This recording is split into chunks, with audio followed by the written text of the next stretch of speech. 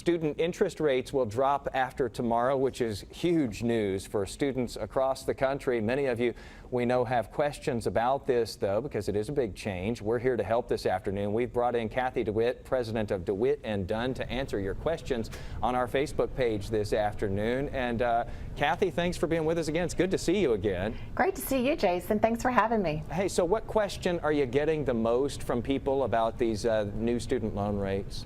I think the top question that I'm receiving is everybody's interested in refinancing their loan, and that won't qualify. This is all for loans that are effective after July 1st of 2015 for the lower rate. Cathy, I've done some consumer stories with you, and we've talked about this before. What is the number one thing that you try to tell people who are looking into a federal student loan in the first place?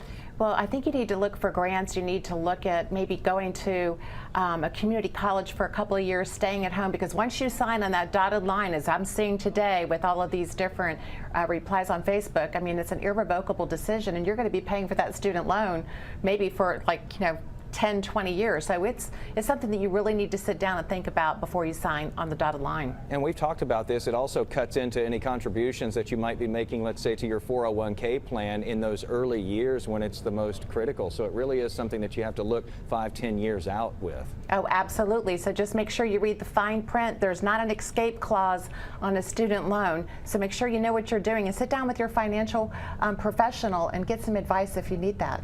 All right, Cathy, great to talk to you once again. Cathy's going to be here until 5 o'clock, and those questions have probably been stacking up, so we'll let her get back to answering those. If you have some questions about this, head over to our Facebook page to ask your question. You can find a link to the conversation at WFAA.com, or you can just get on Facebook and search for WFAA Channel 8. Again, she's here for another 20 minutes or so.